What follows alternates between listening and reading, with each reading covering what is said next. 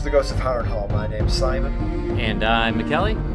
Thank you for joining us for episode 145 of our chapter-by-chapter book review of A Song of Ice and Fire by George Martin. Today we'll be discussing chapter 1 of A Storm of Swords. That's Jaime 1. Did A Storm of Swords trip you up again, like last week? I got it. Weirdly, it was the word discussing. Well, okay. Well, anyway, we're going to chat about the chapter and try not to spoil any future plot points for you. And hopefully we're going to provide you some entertainment along the way. We'll summarise what happened, discuss our thoughts on it, provide some useful background, compare it to the television show, indulge in a little pedantry, and cover some relevant news and listener correspondence. Be sure to check out the show notes. They'll provide some additional information about the characters and other things of note in this chapter. How are you, Mackelly? I'm doing all right. It is hot. It is really hot outside this week. It is hot. You know, my niece is coming from Scotland, and she was shopping for summer clothes with the temperature 59 Fahrenheit, which is, what is that, 15 Celsius? That's going to be a big bit of a culture shock for her. Oh, yeah.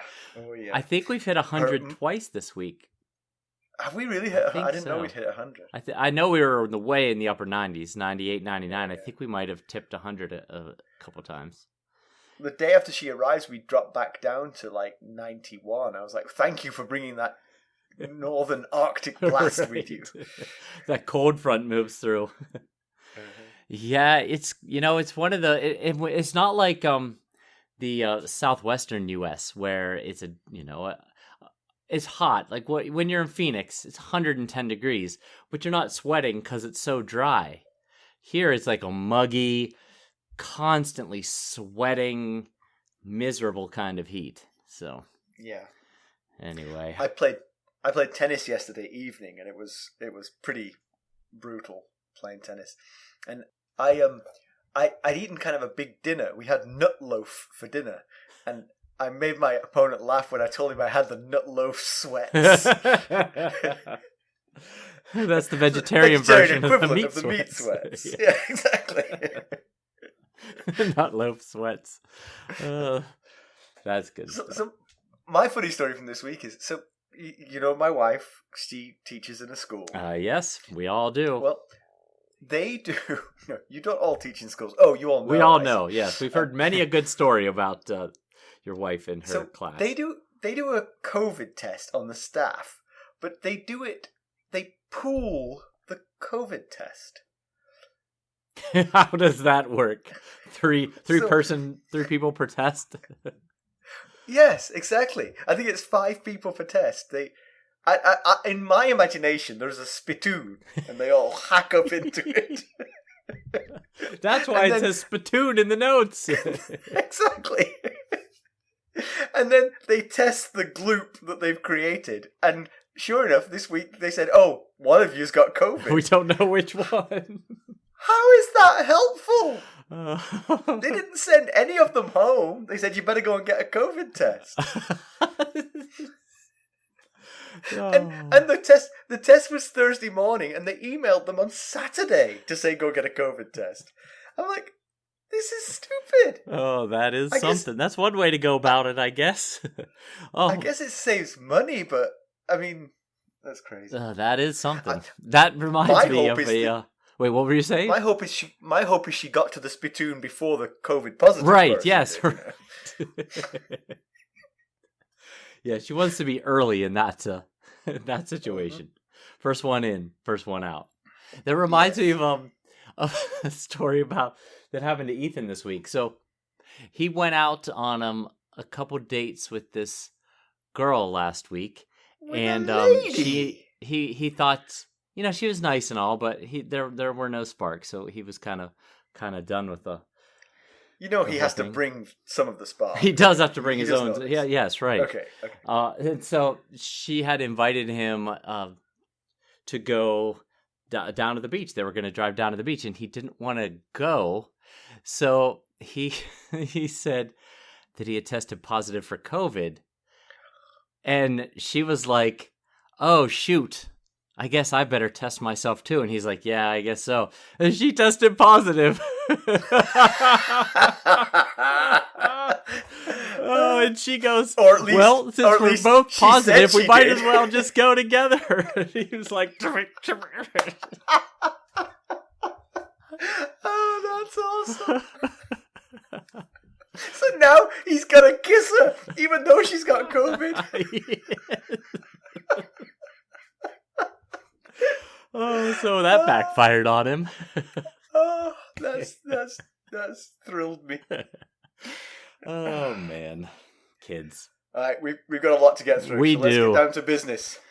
How did we leave Jaime Lannister? Well, technically we didn't, because this is his first POV. True. But his last scene, he was being questioned in the dungeons below Riverrun by Catelyn, with Brienne of Tarth in close attendance. Cat was plying him with alcohol to loosen his tongue, and indeed it looked like he might have said too much and was about to face the consequences from Cat. I guess not, since he's got a chapter. Mackelly, why don't we give him a summary of this one? Okay, well, Jaime is free. Well, sort of. He's on a boat heading down the Red Fork, still bound, and accompanied by his cousin, Ser Cleos Frey, and Brienne of Tarth. They're headed for King's Landing, where Jaime's freedom is supposed to be reciprocated by Tyrion in the form of Sansa and Arya's return. Their progress has been slow since Jaime cannot row in his manacles. Cleos is rowing, but ineffectively, leaving Brienne as the primary force driving their pace down the river. Well, the flow of the river helps, and also they've got a sail. And an outboard motor, presumably. Jaime only vaguely remembers his escape from Riverrun. He was too drunk from Catelyn's wine for clear recall. He does remember being bundled into a cloak, shoved into a boat, and Cat commanding the water gate be opened under the pretense that she was sending Cleos back to King's Landing with new terms for the Queen. At that point, Jaime fell asleep. One thing Jaime does recall are the vows made prior to the escape and the conditions they were made under. Cat put the point of Brienne's sword against his chest and made him swear he'd never again take up arms against Stark or Tully, and that he'd convince Tyrion to return Sansa and Arya in response to Jaime's release. She had him swear on pretty much every family member and every title he holds, and if he didn't swear these vows, she'd have his blood. Jaime picks up on Bree being high-born. She divulges that she's the daughter of Selwyn of Tarth, Lord of Evenfall. He's confused how the daughter of a Baratheon bannerman ended up in the service of Robb Stark, but Bree's had enough talking with such a monster, citing his violation of his sister, murder of his king, and flinging of an innocent child to his death as evidence of his monstrous nature. Jaime bristles at the tone taken towards Cersei, calling Brienne first a wench, then Lady Brienne, and finally Sir Brienne, comparing her to a cow dressed for battle. That's not going to win him many friends, that kind of talk. No. Cleos tries to broker peace, explaining that Brienne got these false notions from Cat. Since the Starks can't beat Jaime in battle, they'll beat him with lies. Jaime wonders if Cleos truly believes what he's saying or just buttering Jaime up. When Cleos follows up with a claim that any man who believes a sworn brother of the Kingsguard would harm a child doesn't know the meaning of honor, Jaime has his answer. He's a lickspittle. Jaime's come to regret pushing Bran from the tower, primarily due to the endless grief Cersei gave him over it. She was worried Bran would wake and tell how he fell. Jaime wasn't concerned himself. He said he'd kill Ned and even Robert if need be. He has previous. Their tour of the Riverlands from the Red Fork shows horrible devastation and destruction. Burned out and abandoned structures litter the banks, and there's little human life to speak of. Jaime asks his cousin to shave his head, after Brienne rejects Jaime being armed with a dagger to do it himself. He figures he'll be less recognisable with a bald head and scraggly beard, and he prefers the anonymity while in irons. The trio come across a burned-out building, still smoldering, and a tree full of hanged women. Brienne is affected by the lack of chivalry in the action, and lands the boat in order to investigate. One woman wears a sign reading, "They lay with lions."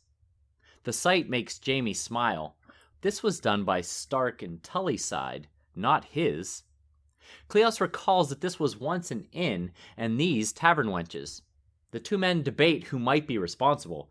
Jonas Bracken and Mark Piper get a mention, as does the always popular answer to every question, Beric Dondarrion. Oh, very good. Cleos throws out the idea of Roose Bolton's Northmen, and Jaime learns that Bolton now holds Harrenhal. The idea is concerning. It would be trouble if they ran into Bolton's men, and they've got a long way to go through the Riverlands. The conversation is cut short when a sail is spotted. Back to the boat as quick as Jaime can shuffle.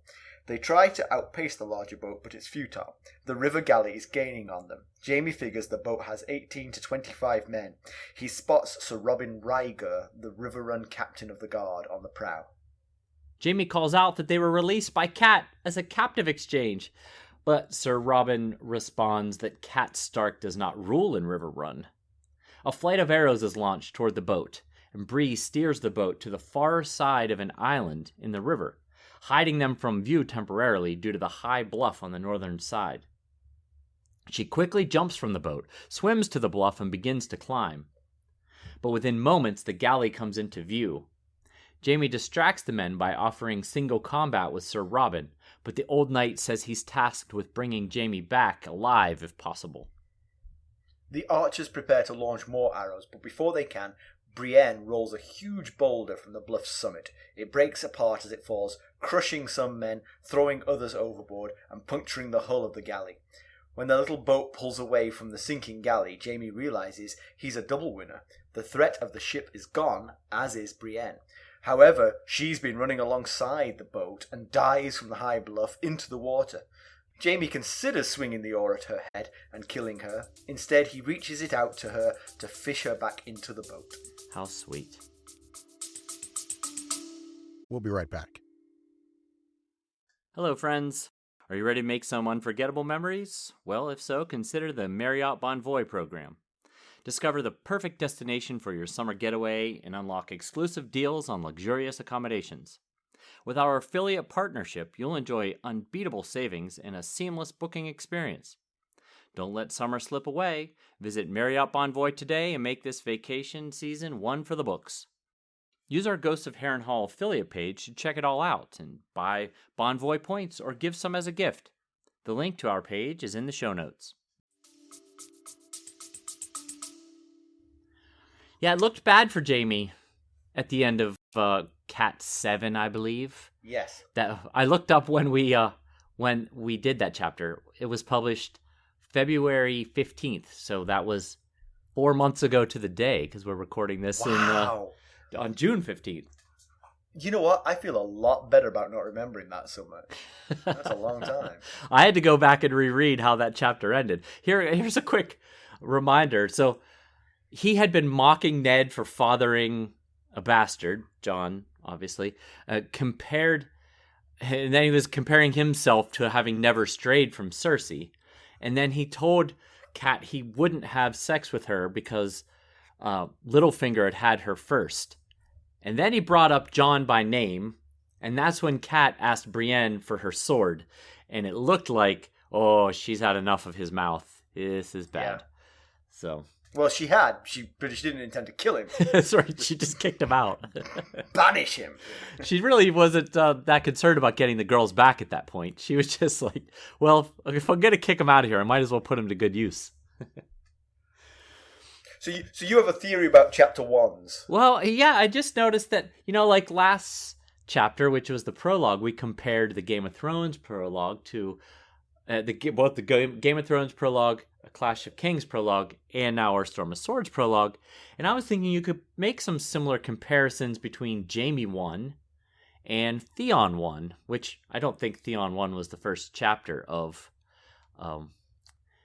a Clash of Kings, but it's the first chapter for a new POV. Oh, I see. Okay. So, in both instances, they were existing characters who were non-POV characters, and now they get their time in the spotlight as POV characters. But, there's some differences.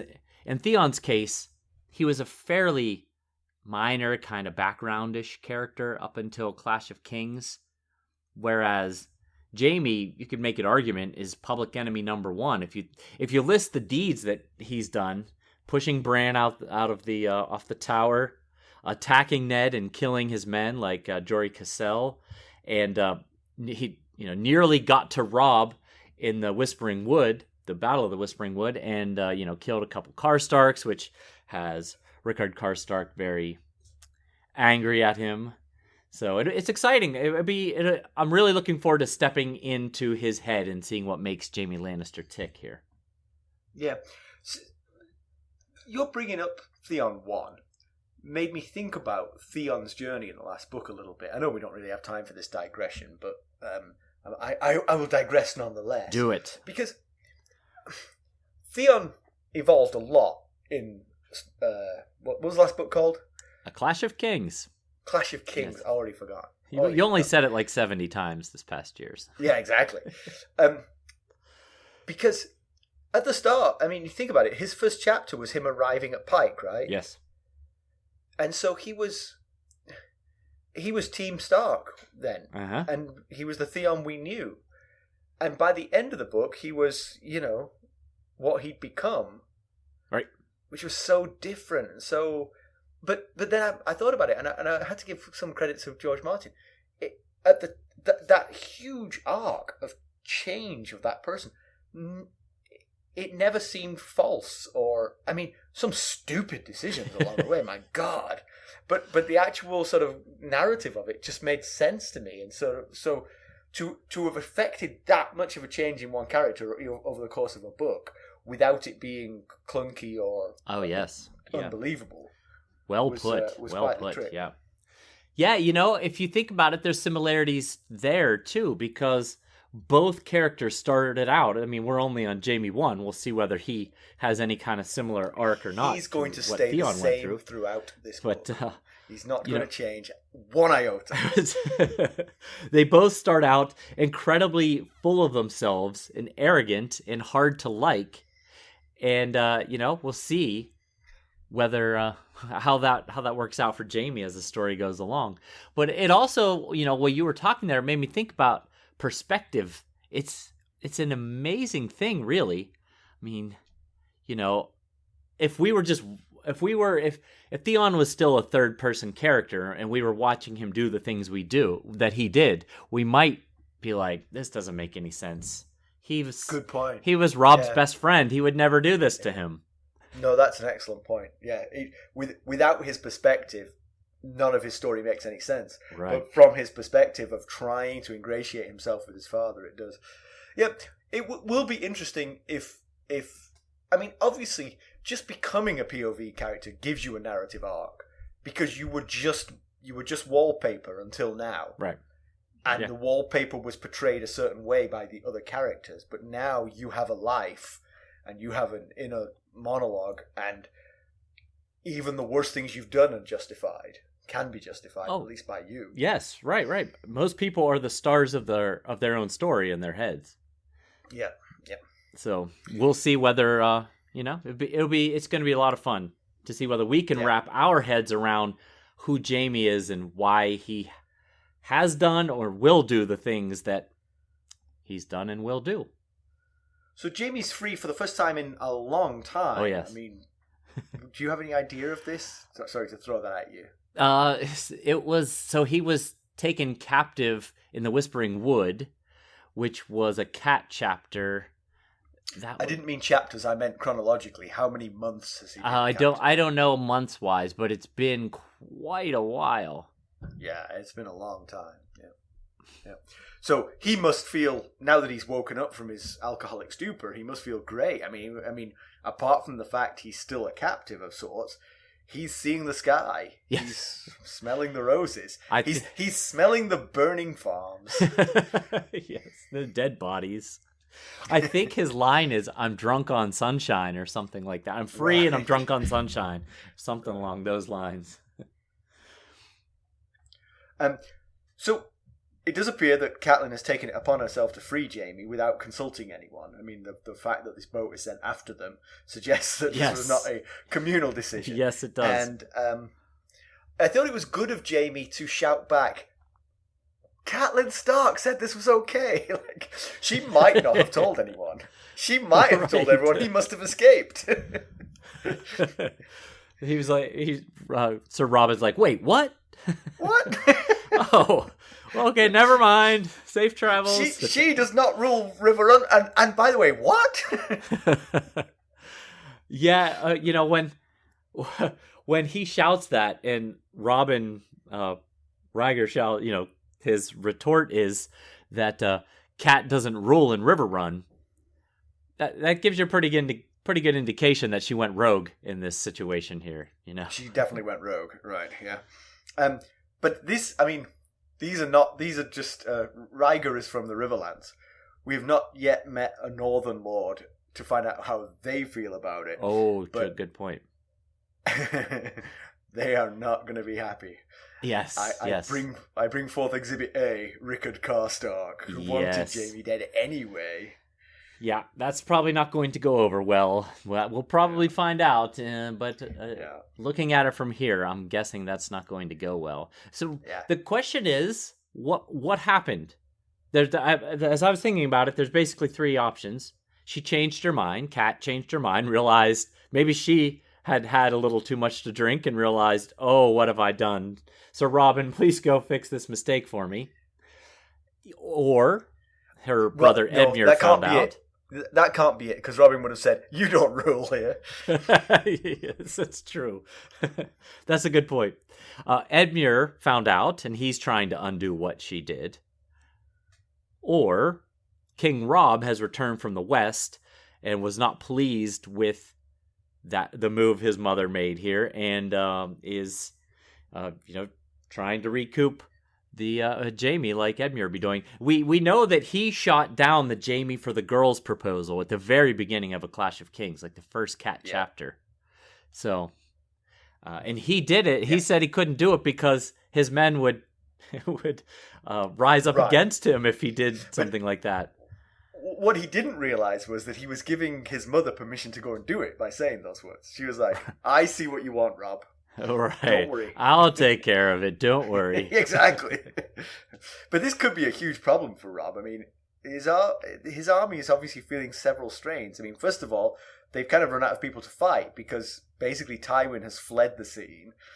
The Lannisters' other army has been destroyed. They can keep going picking off western towns, but it's not. That's more of a Tywin Lannister thing than a Robb Stark thing. Right. Winter is coming. That's another aspect here. Just a reminder, in case anyone from the North forgets this. The North, more than any other region, has to prepare for that winter. And maybe he could use this strife that's now been caused to perhaps retreat north with some dignity. That might be a possibility, because news has reached them of the fall of Winterfell, right? Yes. It's reached Cat. We assume it will have reached Robb. We know it reached Cat. Right. So, yeah, it had reached Cat, exactly. So now he wants to go home. He could perhaps use this, because none of the Northern Lords are going to be very happy. If he says, let's go home, they might forgive him, Right. And when you're talking about the strife, you're talking about the two things you just mentioned previously. No, I meant the strife caused by Jaime's release. Oh, okay. I got you now. So, but anyway, it's trouble for Robb. I mean, I don't like that this has happened for Robb. It's going to be very hard to handle Rickard Karstark at all. Yeah, he's already having troubles with Rickard Karstark. Just that the idea of ransoming Jaime. We'll be right back. This episode is sponsored by Audible. To get a free audiobook, or 2 if you're an Amazon Prime member, go to our exclusive URL, audibletrial.com/ghostsharrenhal. You can find the link in our show notes. So, the deal that's been struck by Cat with Jaime is that he won't fight the Tullys or the Starks anymore, and the girls will be freed and sent home. It's not a completely hopeless deal, but Jaime doesn't have any intention of abiding by a vow that was extracted from him at sword point. And to be fair to Jaime, that's fair, but also he's got previous. He doesn't really cling to the vows he makes not at sword point, so why would he cling to the ones that are extracted out of him?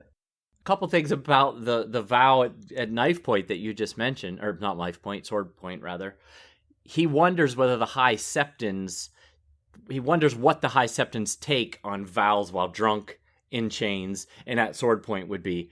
And then he dismisses the High Septon as a fraud. I think he calls him a fat fraud.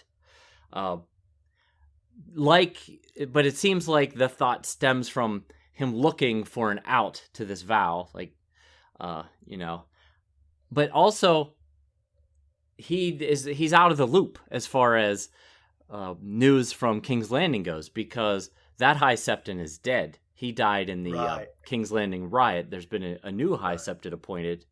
So, but it did seem like he was thinking of this as, well, I have no obligation to this vow. I was drunk, in chains, and at sword point.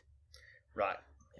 And but there's also this Cat kicks. So he remembers Cat kicking over a bucket, but it doesn't really explain why he remembers that image, and that's because the bucket that she kicked over, she said here is something along the lines of "Here's your honor," and kicked over a bucket of feces, human, and yes, and he is the Kingslayer after all. So if he broke that vow, what would possibly be holding him to keeping this vow? It's basically, I think you just made that point a minute ago, which was extorted from him. I mean, you can't argue with that. I mean, there was a vow given under duress. I mean, I would free him from this one, and I'm not Team Jaime by any means. Yeah, and she said, if you don't agree to these vows, I'm going to kill you. So there, he didn't have a choice in the matter.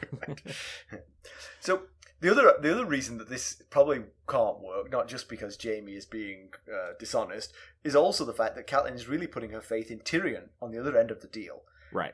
Little suspecting that basically Tyrion is out of power. Yes, that's right. Catelyn's demands are going to reach the entirely unsympathetic ears of Tywin Lannister, who is not going to care one iota what either of his sons has promised. Yeah, I was actually I was going to ask you what you thought would happen if Jaime shows up and demands the girls be sent to Riverrun with Tywin in charge. Well, I would say Tywin will squeeze the girls as much as he possibly can to get what he can out of the North. Because he's only got one of them, this is the slightly interesting thing. Catelyn is unaware that Arya is not captive. Right. He might manipulate a little bit and say, I'll send Sansa home now. I'll send Arya home when you guys are north of the neck and have bent the knee. Right, yes. And of course, there is no Arya to send back. Right. Oh, the problem with that, of course, is Sansa knows. Sansa knows that. Well, Sansa doesn't know necessarily where Arya is. She just knows she's not seen her. Yeah. But she doesn't know she's escaped. They could have her in a dungeon for all Sansa knows. Right, that's true. Yeah. That's true. The note at the front of this book that we talked about in the prologue, it makes a little more sense now in this chapter, because this escape is happening at the same time as the Battle of the Blackwater. Otherwise, news might have spread that Tywin is in control of King's Landing and totally changed Cat's decision here. Good point. Although, of course, in reality, ravens don't fly fast enough for that to have been the case, but yes. Right, yeah. I guess it depends on how long after the battle she decides to do this. Unless, of course, the Lannisters confidently sent the ravens like a week before the battle. Right. So I do believe that Tyrion would have stuck to the spirit of the deal. He would know that she sent him the biggest gift she possibly could, and the least he could do is send back Sansa. But yeah. Well, he told Sansa he was going to send her back as soon as his brother stopped fighting, right? I think that was the stipulation. Right. And there's no longer a plan for Sansa to marry Joffrey. He's going to marry Marjorie Tyrell now, so would make sense. Yeah, so this could all fall into place, because like I say, one option for Robb is to just withdraw, just to go back north with the troops. And so that fulfills that aspect of this for Tyrion, Yeah. He's no longer fighting us, Yeah, especially with the strife going on in the north. I mean, it's not just Winterfell that's dealing with it. Yeah. So the presence of Cleos Frey in the boat is quite interesting. As ever, the Freys live close to the fulcrum of things. They don't like to be out on the limb. Not so much, no. And it's kind of like typical of that is Cleos' behaviour in the boat. He's Team Jaime, but he can't help but defend Brienne every time Jaime says something mean to her. Yes, right, yeah. He did seem to try and keep the peace. Yes. A few times he mentioned, like, hey, just cool it, Jaime, with your insults and your barbs. But, speaking of Cleos, just because we got a lot of characters going on here, Jaime mentions that Cleos is the son of his aunt, Jenna Lannister. And so Cleos is Jenna and Emmon Frey's oldest son. Tyrion Frey is one of his younger brothers. He is also a captive, and then he's got two other brothers, Lionel and Walder. Tyrion has come up his name's come up a few times because it was proposed that Tyrion and Willem be traded for Sansa and Arya, and Robb proposed that, and Tyrion promptly rejected that. Now, of course, Jaime is a whale compared to the trout that would be Tyrion and Willem. But also, he mentions that Aemon Frey, who is Cleos' father, has been terrified of Tywin since he wed Jenna Lannister, Tywin's younger sister. And what that's alluding to is when Jenna and Tywin's father, Tytos, agreed to this betrothal between Aemon and Jenna, when 10-year-old Tywin found out, he felt that Aemon and the Freys in general were beneath Jenna and his family, and he threw an almighty fit about it. And Jenna was grateful that at least one person came to her defense over this wedding match here. But apparently that scared Aemon enough, and he's been terrified of Tywin ever since. Good to know. We get Jaime's thoughts on pushing Bran out of the window. Cersei seems to blame Jaime for overreacting to the situation. Yes. But he then goes on to think that she was more nervous than him about Bran waking up. His point of view of this was like ours. A child who wakes up from a traumatic fall, you can say whatever he says is just a dream. Right. But Cersei was very worried about it. So he actually believes that whilst she was criticizing Jaime for overreacting, he thinks she was capable of sending the assassin to finish the job. Which isn't a great thing to think about your true love. True, that's true. Yes, he does think it's possible that Cersei could have hired the man, but he's surprised, Jaime was surprised, that it seemed like maybe even a little hurt that she didn't send him to do it if she was the one that hired this cat's paw. But he's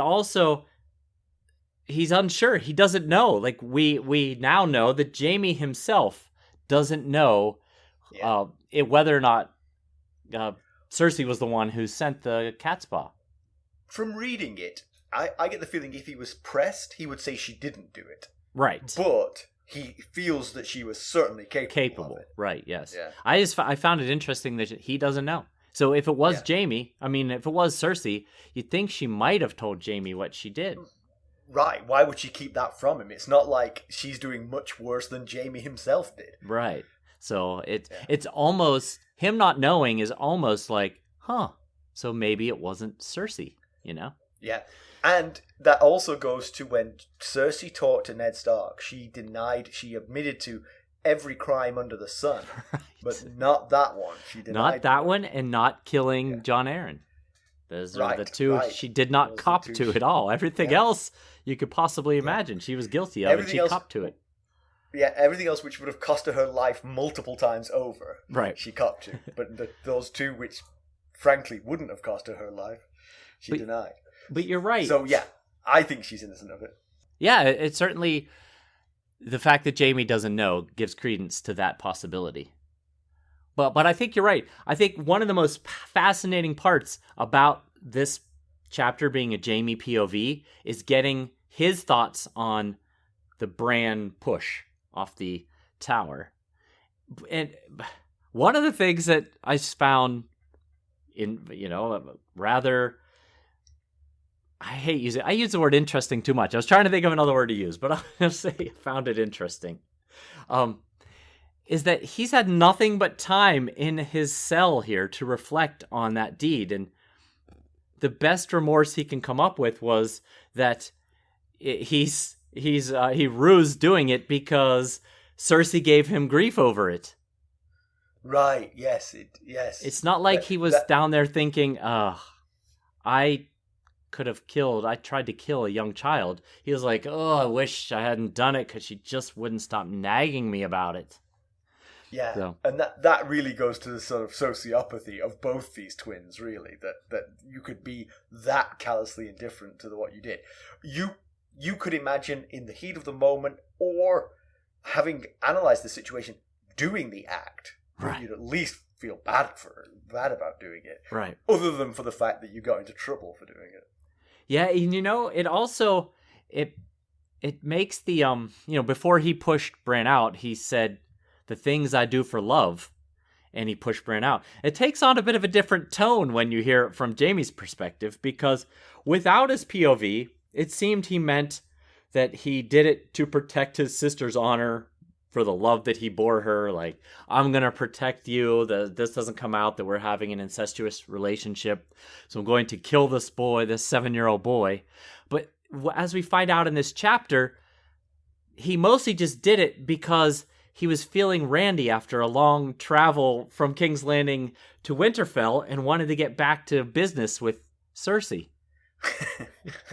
that was he said, I only just wanted an hour with Cersei. It was a long, difficult trip, and he had to watch drunk Robert stumble into her bed every night, and so yeah, really, the things he does for love, he meant quite literally. He wanted to get back to the lovemaking. It seems like.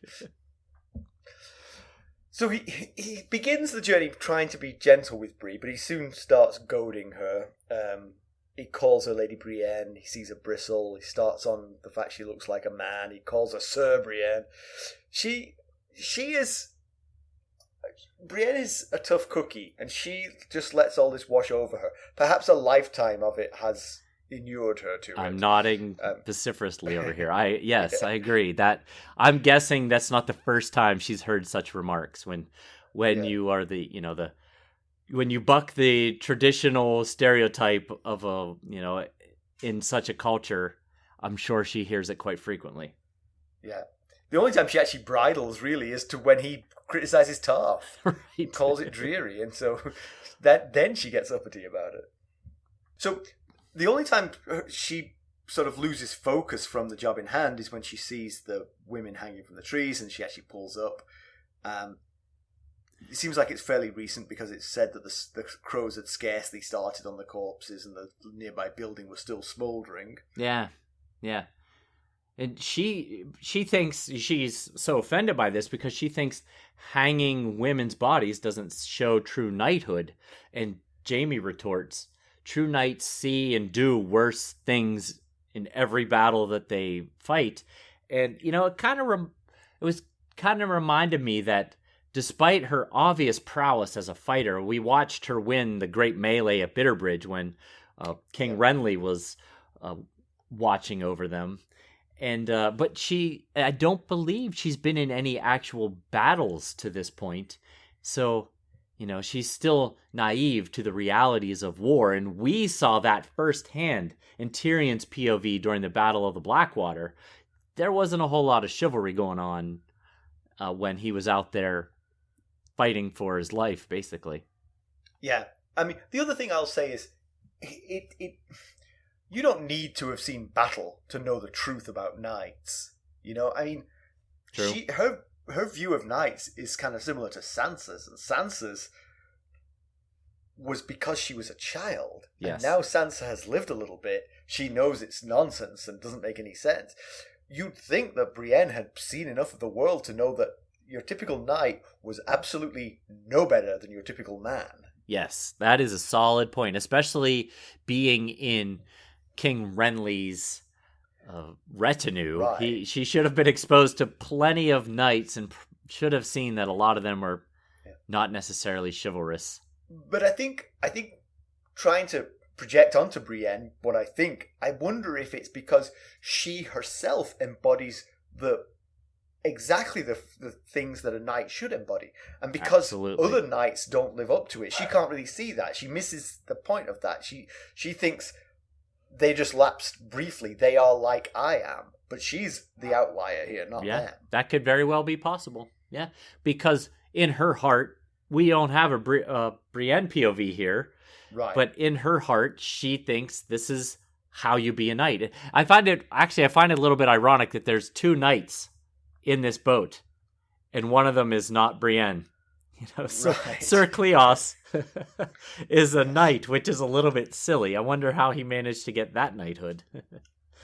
So Jaime notices that the women, there's a lot of women hung up in this tree, and one of them has a sign that said they laid with lions, and he smiles at this, which I found rather distasteful. Well, I mean, it's distasteful, but I mean, it's a win for him. The fact that it wasn't his side that did this. Right? Yes, that's exactly why he smiled, rub it in Brienne's face that it wasn't his side; it was her side who did this unchivalrous act here.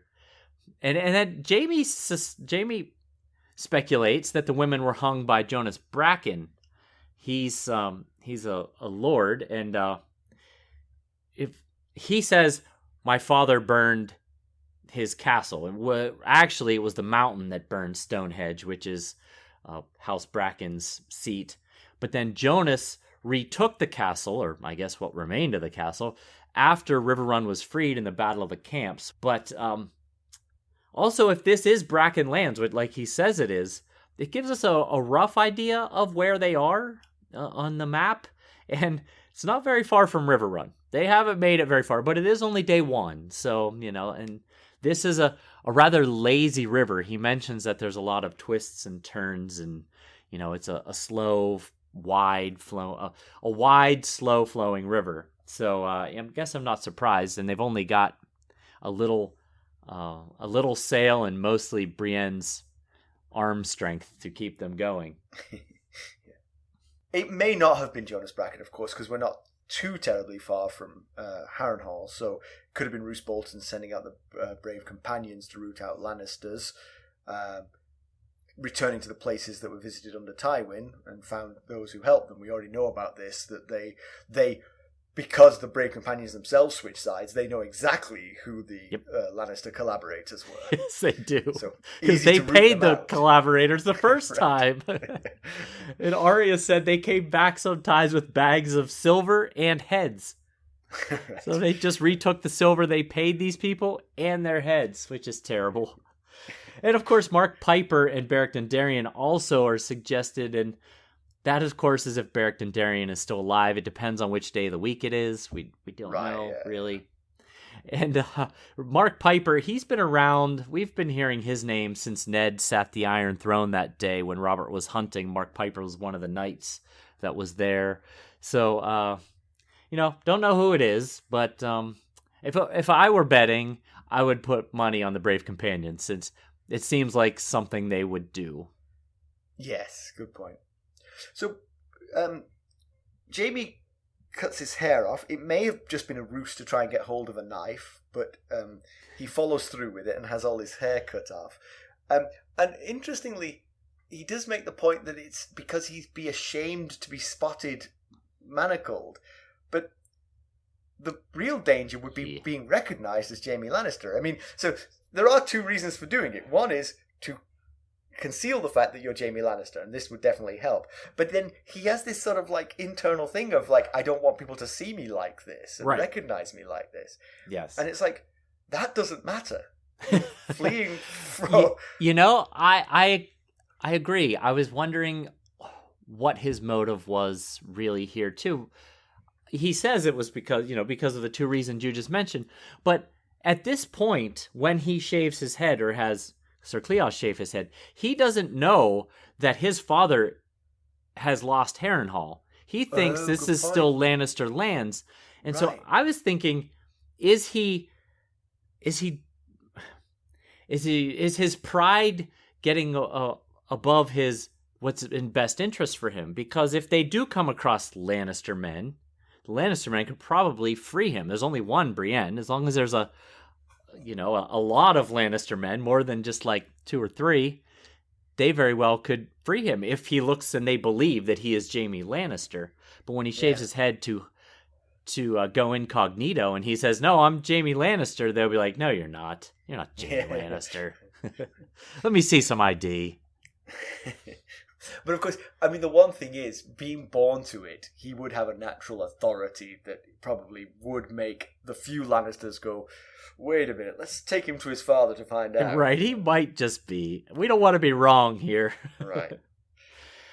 So the devastation of the Riverlands is on full display. There's nothing to see but empty, burned-out dwellings, dead bodies, a lone girl, a few men digging in a field. They all run at the sight of anybody. The Riverland has borne the brunt of this war, and they weren't really involved. They've just become the venue for it. Yep, it's really... I feel for the people of the Riverlands. More than anyone else in this story, I feel for the people of the Riverlands who had nothing to do with the start of this war, which is the case probably in most wars. It's just the people that bear the biggest brunt of it all. Yeah. So Brienne starts to cut down the bodies of the women that Ser Cleos realizes are tavern wenches from the tavern that used to stand there. And she sees a sail and she says, "Hurry, back to the boat we go." But they can't outrun what Jaime describes as a river galley. He says there's I think there's 18 oars and they've got 1.5 oars. And so the problem really that the whole crux of the issue is that Cat had no authority in Riverrun to prevent this from happening. And this is exactly what was going to happen if she didn't have the authority to stop it. I guess she was hoping that no one would find out for a while to give them a few days head start, which apparently wasn't the case. Head start. Yeah, exactly. That's what she was hoping for. Yeah. There's not a lot to say about the fight itself, about the chase. Apart from Brienne once again shows her expertise. I mean, they were seriously outgunned and outmanned, and she single-handedly won it for them. Yes. By smarts and strength. Right. Yeah, absolutely. That's a good point. But so at the end of the chapter, Jaime saves Brienne rather than kills her. He does it twice, in fact. When she's climbing this bluff, he realizes those archers are going to spot her and feather her with arrows, as soon as they see her. So he distracts them by shouting a proposal of a single combat. It was Catelyn Stark! Yeah. He proposes single combat with Robin Rhaegar, and of course Robin Rhaegar rejects it. And then, but it gave that, back and forth, that banter gave Brienne enough time to get up to the top of the bluff. But then at the very end of the chapter, he saves her. What he thinks about hitting her with an oar and either drowning her or knocking her senseless so that they can escape, or killing her or whatever. But instead he reaches the oar out and fishes her back into the boat. And is that a sign that there's some good in him somewhere? Yeah. Or is it other motive? The first one you could put down to self-preservation, but the second one is selfless in that he could have got rid of her at that point. The first one, he needed her to climb that bluff and win the battle for them, Right. Otherwise he was going back to the dungeon at best. Yeah, and, he doesn't... You could make the argument Brienne is his best chance of survival. Because she's not shackled, and she is apparently a very good fighter from what limited action we've seen her in. But they're also both headed in the same direction. Like her mission is to get him home. Yeah. So there's no necessary... It's not to kill him. She's not taking him to a dungeon. She's helping him get freed. So, Anyway, the very last line, Brienne says he says, I guess you expect me to thank you or something like that. And she says, I don't want your thanks. I swore an oath to bring you safely to King's Landing. And he says, and you mean to keep it. Now there's a wonder. And, I missed that until my very last reread. I think it was this morning. And I realized, He's saying, like, look at this, a person who actually means to keep their oath. What a crazy idea that is. And so it's certainly a good indication of his intentions, whether or not he plans to keep the vow to Cat. And maybe a lesson for him, maybe the fact that maybe Brienne's example will rub off on him. Maybe, yeah. All right, do you have some background for us? I gathered up a little bit of background. So back in Cat 5 of A Clash of Kings, I did some background on several of the new characters Cat met. That was when she first arrived at Riverrun with Brienne after visiting with the Baratheon brothers. That did not go very well. And I stopped short of discussing Robin Rhaegar due to time constraints, which works out well for this chapter because I didn't have a lot of other options to go with. So let's find out a bit more about Sir Robin in House Rhaegar. Well, as is mentioned in this chapter, he is the captain of guard for Riverrun, and he's been so for quite a while. As Jaime puts it, he's of an age with Hoster, who is in his early 60s. So, I assume Robin Rhaegar is late 50s to early to mid 60s as well. There's really not much additional information on him. So now let's take a look at House Rhaegar, which is a noble house of the Riverlands and one of the key bannermen to the Tullys. Their seat is called Willowwood, and there's no mention of a location of Willowwood. So I don't know where it's located, but it's the house's sigil is a green willow tree on white. And here's an interesting fact about the Rhaegars. During Robert's Rebellion, House Rhaegar didn't follow their Lord Paramount Hoster Tully in backing Robert. Instead, they stayed loyal to the Targaryens, which is a bit surprising considering Robin would have been the captain of Hoster's guard back then as well, you'd imagine, if he's been so for quite a while. Huh. So it got me wondering, might Willowwood be near Derry? Because that's another Riverlands house that also stayed loyal to King Aerys II during the Robert's Rebellion. Interesting. Could be totally have nothing to do with Derry, but, maybe there were influenced by the Derrys in some way. Right. Or all the way around. That's an interesting point. And surprising that all was forgiven afterwards. Although, Hoster Tully is not Tywin Lannister. True. Yes. Oh, sorry, I should say Stannis Baratheon. Yes. The Derrys were affected they were hit pretty severely with punishment. So maybe that's why Willowwood doesn't have a location. It's just a castle, no lands.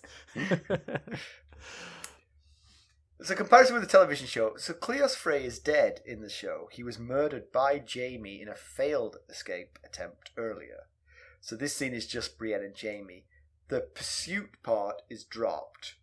So in order to give the scene some jeopardy and excitement, 3 soldiers who murdered the women happen upon Brienne and Jaime as they're cutting them down. One of them actually recognizes Jaime for who he is, and then Brienne breaks bad on all 3 of them and kills them all, to Jaime's wide-eyed amazement, because he's still bound and can't do anything to help, so he just has to watch. Right. So you get the same kind of thing, Brienne is there, and she has the same kind of line, you don't have to thank me, I'm taking you to King's Landing, I made a promise, So right. It captures the flavour of the story without the whole river pursuit, which probably would have been a pain to film. Yeah, I do like the presence of Ser Cleos, though. I like there being a trio instead of a duo. I do too, and his murder was always a bit weird because it was to help Jaime escape, but it didn't really explain how it helped him to escape, as I remember. He murdered him and then he was escaped. I vaguely remember that scene. Yeah. Yes. Pedantry. If you dive from a cliff into a river, that's pretty dangerous. Yes, it is. Yes, it is. I know Brienne is pretty badass, but that's pretty dangerous. So let's assume the river is deep enough that you don't kill yourself in the dive. Your armor is going to weigh you down. It's going to be hard to swim in armor. Yeah, she definitely has some armor. Even if she's wearing a leather jerkin. Yeah, that would get really heavy really fast. It's just a no-win situation for me. That. Yeah, she needed to jump into the boat. That's what she needed to do. Again, this is a character decision, so No, I know what you're going to say. It's pure pedantry. Okay. So Robin Ryger says to Jaime, I'm like, this is seriously one sentence to the next sentence. I'm supposed to bring you back alive if possible as a reason why he won't fight Jaime. And then after the period that ends that sentence, the very next words are archers, ready, set, and he's about to say loose when the boulders fall. And I was like, but what? Have you seen Mars Attacks? I have, yes. Remember the Martians would say, "We come in peace," and then they would shoot everyone in their path. They just had these stock phrases they threw out like, "We come in peace." Yeah, I thought that doesn't fit. I don't know how that fits. Yeah. News and notes. So tomorrow we're going to host a live chat session, right, with our Lord Paramount and Royal Kingsguard members of our Buy Me a Coffee site. That's right. Well, tomorrow for us right now. By the time people are listening to this, it'll have already happened. In the past. Yes, that's true. Yes. Well, I'm excited about it anyway. I am too. It should be a lot of fun. I hope that more of you will come join us soon on these chats. Yeah. Go check out our Buy Me a Coffee site and check out the details. We have a lot of fun on these. I'm really looking forward to it. Yeah, this will be our second one, right? But the first one, I mean, I just fell in love with those guys. Yeah. I had so much fun. It was funny because we have a time limit, and as the time was ticking down, you realized there was a time limit. I was like just in the middle of talking, and then all of a sudden it went boom. It was in gone. A surprise to no one, Mackelly was blathering on when the time expired. Perfect ending. That's a perfect ending to it. How else would it have ended? But in other news, we got some good news for those of you hoping to strut around your house like Aegon the Conqueror. Jalic Blades, known for creating amazing replica swords from the A Song of Ice and Fire world, is taking pre-orders for their replica of Blackfyre, the sword wielded by none other than Aegon the Conqueror himself, along with many of his heirs. It's one of the most famous swords in all of Westeros, whose current whereabouts is yet unknown. Now, these replicas even have the backing of George Martin himself, as the design closely replicates what Martin has envisioned in his own head. So that's pretty neat. Mm-hmm. The first limited edition version will be made with stainless steel. However, at some point, the company plans to roll out an even more exclusive version made from Damascus steel, which is pretty much the closest thing we have in this world to Valyrian steel. But we'll get a look at the sword soon, as Blackfyre is featured in House of the Dragon. So we'll get an idea of what the sword will look like, I guess. Yep. All right, let's draw a conclusion. It's always exciting to have a new POV character, especially one like Jaime, who's been such a significant player and has insights that none of our other current POVs can offer. Right. Yes, I'm very excited about this. Yeah. I say current because maybe Cersei will be a POV one day, and she could offer us the other side of the equation that's most interesting to me right here, as twins often do. Yes. He is such an interesting character already because he doesn't deny his own parts in Bran's fall, and is callously indifferent to the fact that it was the attempted murder of a child.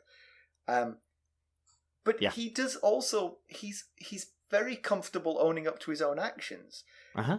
The word Kingslayer bothers him, but he doesn't seem to waste his breath defending himself. Right. Yes, if I was him, with his backstory, every time someone called me a Kingslayer, I'd be like, here is my script about Mad King Aerys. Read that. Just and read tell it. me what I should have done. You know? They didn't call him Mad King because he was mad cool. Exactly. Yeah. It's, I thought this chapter was a good baseline for Jaime in our lives because, we get an idea of who Jaime is right now. He began to rue pushing Bran out the window because of Cersei's grief, not because of the fact that he tried to kill a 7-year-old boy. We saw him smiling at the sign on the women. He said awful things to Brienne. He laughed at 2 of the men fell off the galley after the boulder hit it, and it was clear they couldn't swim and they were drowning, and he laughed at that. It's We saw how, like we mentioned at the beginning of this episode, we saw how Theon evolved or devolved, whichever way you want to go with that, in A Clash of King, and it'll be intriguing to see what Jaime's story arc is going to be like here in Storm of Swords. I've thought of another parallel, actually. The both of them, their story arc was them leaving Riverrun by watercraft. Oh. Uh-huh. On the way back to see their father. Right. Oh, yes. Good point. I wonder if Jaime will get Brienne pregnant like Theon thought he got the captain's daughter pregnant. Let's not rule it out. So he has a fair, shall we say, opinion of his sister. Uh-huh. He loves her totally, both appropriately and inappropriately. True. But he also believes her capable of ordering cold-blooded child murder. They are twins. Right. Yeah. Yes. I find it fascinating that this person, Jaime Lannister, of all the Lannisters, showed Tyrion love and kindness as a child. We've not seen any evidence of that kind of thing yet, except for that he seems to love his family. No doubt about that. He really seems to love his family. Maybe that's it. Maybe he loves his father too. Yeah, we'll maybe if they get back to King's Landing, it'd be interesting to see if that is the case. But we haven't seen that side of him since we've been in his head this one chapter here. It wasn't a lot of. You get the idea that this is the kind of guy that will show love and kindness to someone who needs it. Right. Yeah, but I mean that it's the problem with trying to extrapolate from small amounts of data, you know. Yes. We have the other data point which says he definitely was friendly and kind to Tyrion. So right. let's see if eventually we join these two dots together. Right. I like it. So Brienne might have the fighting chops needed to get them all the way to King's Landing. I mean, certainly round 1 has gone to her. But ultimately, will that help the Starks? It's certainly going to give Robb a huge headache when he finds out. I mean, like you say, he might have arrived back in Riverrun, but we think this is the next day. Right. Yeah. And he wasn't there last night, so chances are this is the jailer went, hey, he's missing, you know.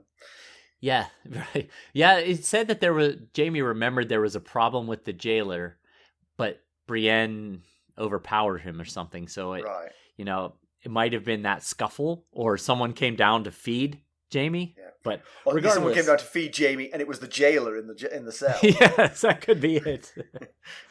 Yeah, it seems to answer your question, it seems unlikely that this will help the Starks a great deal. You had mentioned maybe if Tyrion was still in power, maybe even if Cersei was in power, if Jaime was, passionate enough about this, maybe he could convince Cersei. But with Tywin, good luck with that. Yeah, actually, Cersei possibly, because I think Cersei will be so grateful to see Jaime again that she probably would give up both the girls. If she had them both. Right. I hadn't forgotten, just to be clear.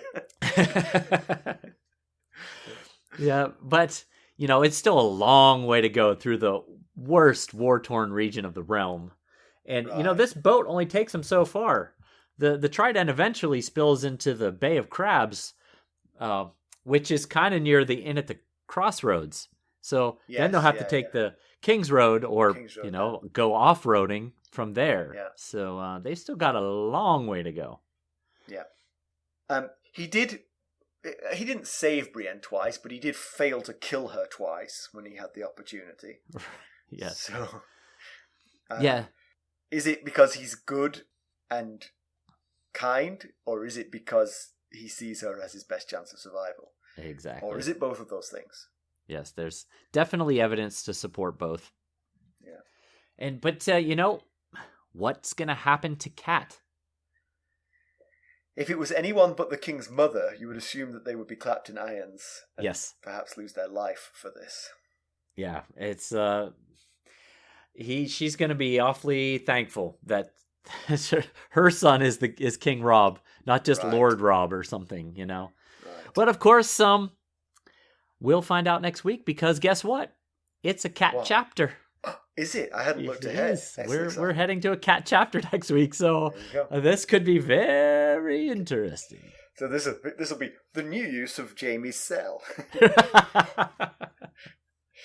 Okay, there are 3 ways that you can help us. You could leave a review, that helps to spread the word. You could buy merchandise at ghostsofharrenhal.threadless.com. Or you could buy us an arbor gold at buymeacoffee.com/ghostsharrenhal. Or you could become a sustainer at the Lord Paramount or Knight of a Realm level. Either would be most welcome. Absolutely. And then, if you join as the Lord Paramount level, you can come hang out with us on our live chats. We would love that. Absolutely. And of course, you can reach us at ghost.harrenhal@gmail.com. You can follow us on Twitter at ghostharrenhal. We are out on Facebook. We're on Instagram, Discord, and YouTube. Thank you for listening. Thanks. Bye. Bye.